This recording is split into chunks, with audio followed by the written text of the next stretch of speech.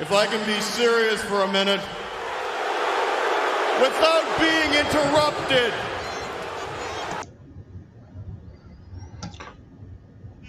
Hey guys, Ryan here, and I'm going to wait for some of you to get in here because I know I didn't advertise the show, but by now you guys should realize that we do this thing every Friday morning at 7 o'clock in the morning Central Time. So I'm going to wait till I see someone in the live just to make sure we are live, and then we will get started because there's a few things to talk about. I don't have a ton of stuff going on the show today, but I do see someone in the chat, and I'm betting it's Dustin. So if it is, say something to me, and I know you will. I will know that you are there. But here's the deal. I've been seeing all this bizarre stuff happening lately, and it's been happening on social media. It's been happening throughout the United States. We have been watching almost a racial divide between people that's happening all over the world, but in particular the United States. And I question the motives of people that are taking a snippet of society and posting it on their social media. And I get that you're outraged. And I saw somebody post a whole bunch of videos of black people assaulting white people, and it seemed totally random and unfair. And my question to you is, why are you sharing this stuff? Because all it does is build hate. The comments were, I wish a guy would, or I wish they would do that to me. And you're just building the tension and forgetting about the good in the world, but focusing on this little minuscule moment of anarchy and dissent and posting basically hate crimes. And then it goes the other way. We see all this stuff happening in the South. And then we see, Ian Carnegie, I picked on you, and I've asked you numerous times when you post things that are graphically racist and you're saying, here's the guy that you need to watch for, but you're promoting what he wants you to promote. Anybody that wears offensive clothing and goes out and does stuff like that is looking for promotion, and you're doing them a favor. Meanwhile, there's a goddamn war about to happen between India and China that nobody's talking about, and will have world implications. So let's move past all this. Good morning, guys. Good morning, Dan. Good morning, Dustin. And think about what you're sharing on your social media, the dissent and the hatred that you're helping to now build, that's going to really hurt us as a society as a whole. And that's all I'm going to say about that, man. Let's try to love each other and let's move on. Okay, into the comments section already. Dan Woodley, does Alan Ford still arm wrestle? I don't know. I don't know if he still arm wrestles. Canada is a huge country. I mean, I could contact Alan via social media, telephone, whatever, but he lives 25, 30 hours away from me if I'm driving. It's like the east coast of the States knowing what the west coast of the States is doing. Canada is actually a larger landmass than that. But every arm wrestler just takes breaks. They all come back at some point. And then we have, we're going to tackle I'm going to talk about Wall and FS1.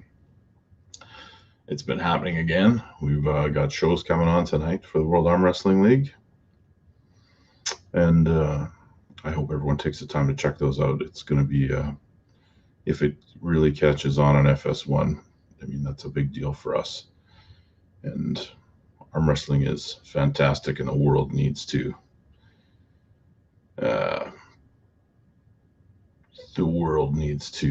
appreciate it as much as the rest of us. Dustin, yeah, we're live now though. Listen, we have training questions. Hey, big guy, currently in a fight. I think I'd ask the captain to wait till your live stream is over.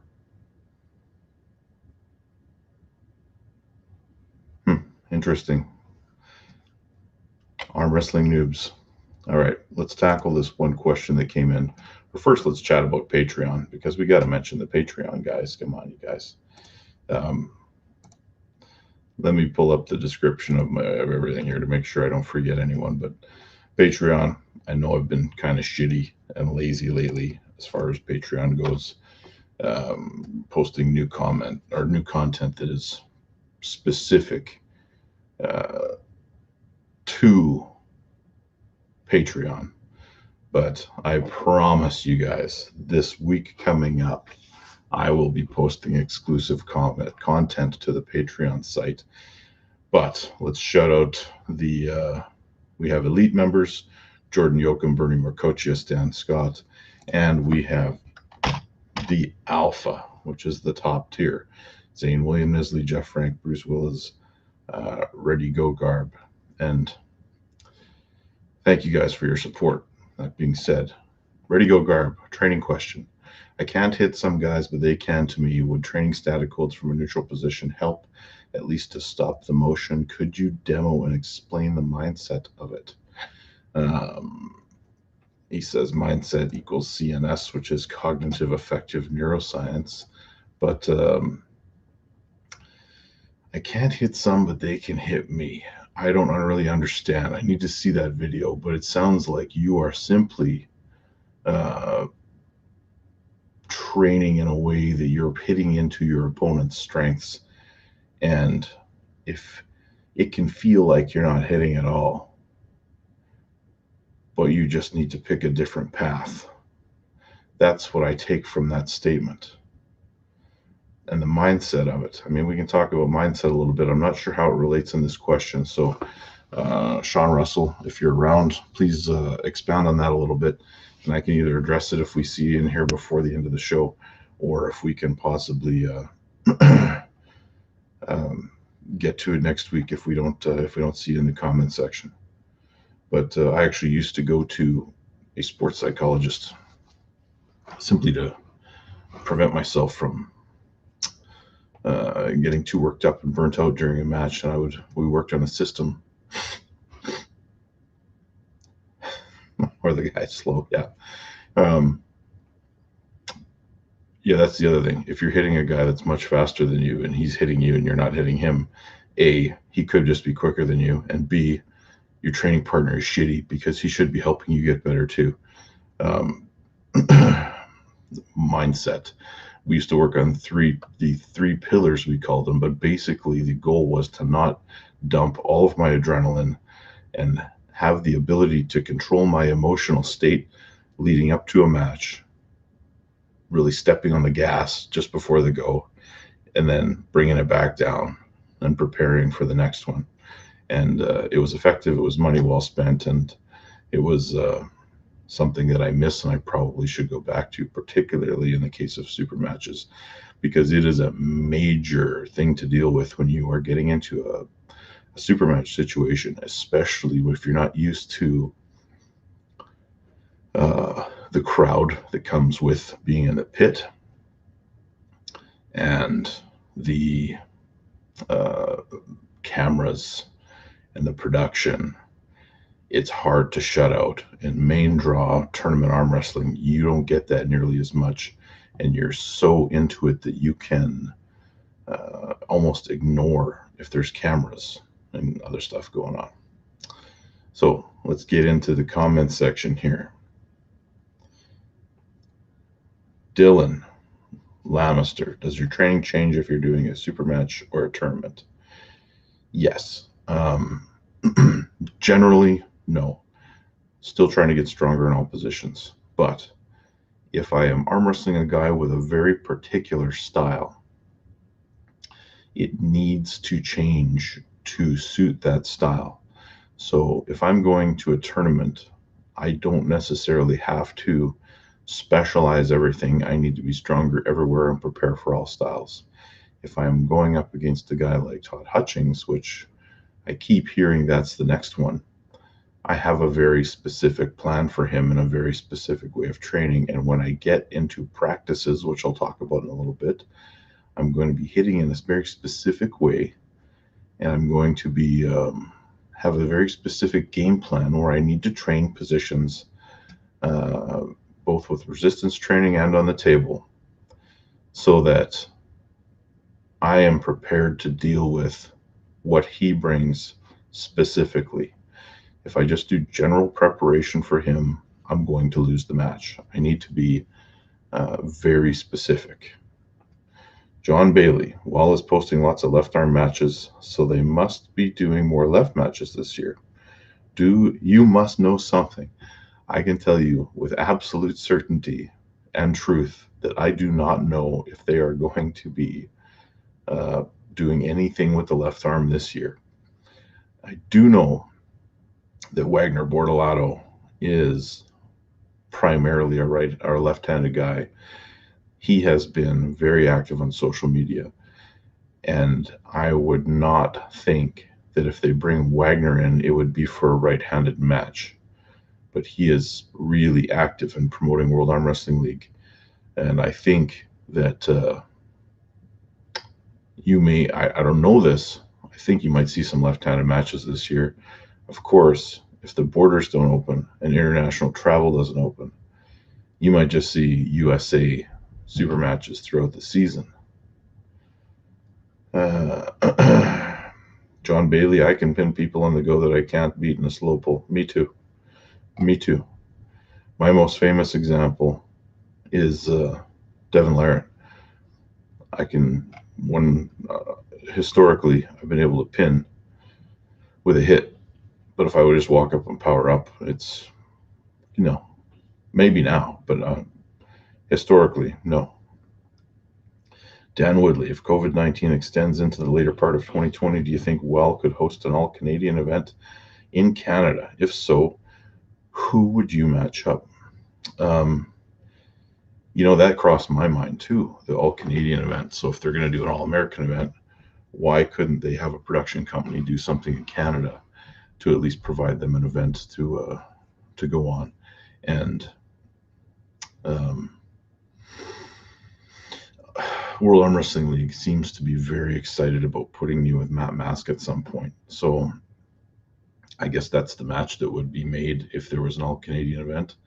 I would almost be 100% certain that they want that match to happen. So yeah, Matt, I would pull Devin. Those are the guys in Canada that I think that I would be paired up with. And I think the three of us could sort out the pecking order of the three of us. And we'll see what happens, man. Who do I want to pull left arm? Well, Devin doesn't train left arm anymore. He made a video about it in specialized training, so I guess that doesn't leave a whole lot of people. I mean, Travis, I always want to pull Travis left arm because I'm going to crack that code one day. Bortolato would be a fun match. Gennady, Kurdecha apparently has an amazing left arm. And Marcio has a great left arm too. So any of those guys I mentioned, yeah, I would like to do that. Uncle John, how you doing, brother? First practice in 3 months today. Gonna pull till the wheels fall off. You practicing yet, Ryan? That brings us to my next thing I want to talk about. And that next thing is that on the 25th, the Portage Arm Wrestling Club is hosting their first practice. So we're doing it. We have a very small group of guys because if I open that practice wide up, I am convinced that 50 guys will show up at my house to practice. So we have our core group of guys here that are coming, and I think they will all be here. Dustin is coming. Dustin is coming to the practice. Also, one of the guys that had just started with us from Brandon, Manitoba, is coming.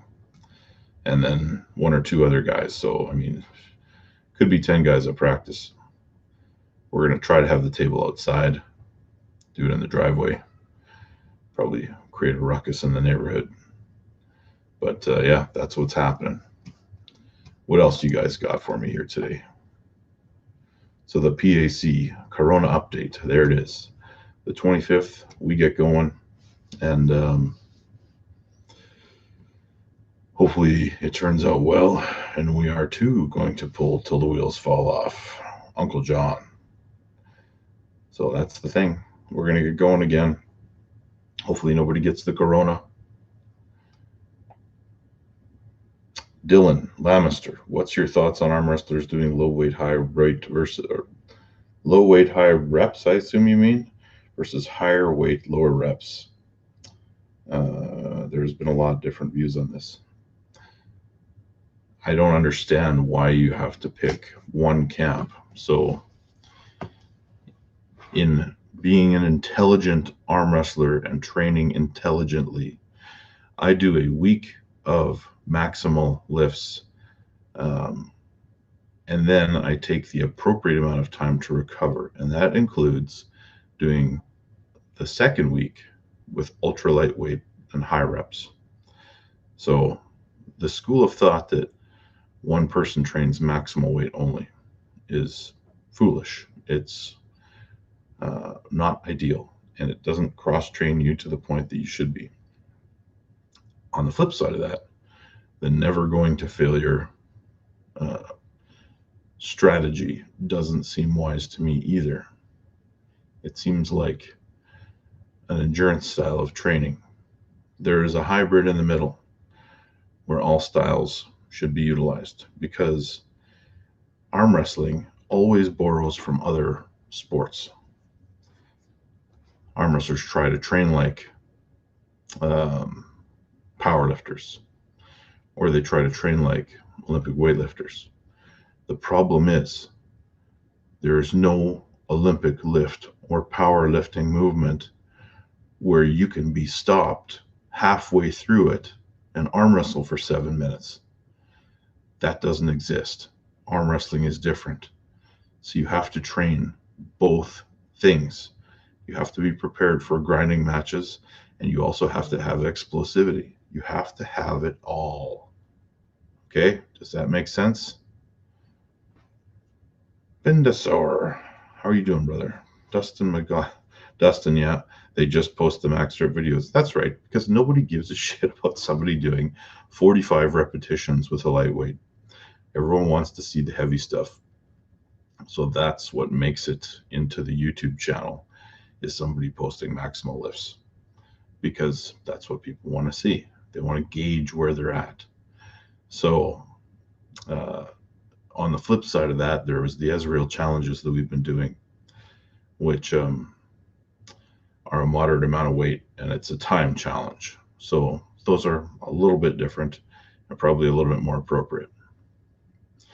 So those of you that are tuning in late, we're coming up to the 20-minute mark here, guys. So let's hear some more training questions if you guys got them.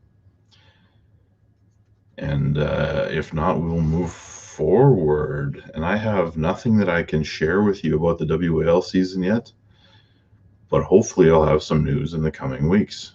And if you guys saw, they have a very aggressive schedule that's in August, and we're looking at a weekly arm wrestling schedule, which we're going to go from not having much to talk about in the arm wrestling world to so much that if the schedule for World Arm Wrestling League does take place, that means they need to start making matches pretty quick, not just for the first event, but for the rest of the season. This is not something that they're going to be able to say, when this event's over, we're going to start making the next one. It can't happen. It's got to happen right now. Jimmy Slash, how does a shorter guy like me beat a taller person's low hand top roll? Many part question. I need to see what how you're getting beat, where the pressure is. But I mean, low hand top roll is great for stopping a hook. If that's primarily what you're doing, they're just avoiding your power. And some of these questions are difficult to answer because there's subtle things that are going on, and certain pressures people can apply that, where it's half a pound of pressure can make one guy look like a monster and one guy look like he's never been on an arm wrestling table if it's applied properly. and the guy's not ready for it. So Jimmy Slash, if you would send me an email or something with a video explaining that, I can answer it effectively for you in an upcoming show. Guys, we know that this show doesn't last a long time as far as the length of the show. So we're getting up to the 21-minute mark here, and that's about when we call it. So if you guys, it's the last call in the comments section for your training questions.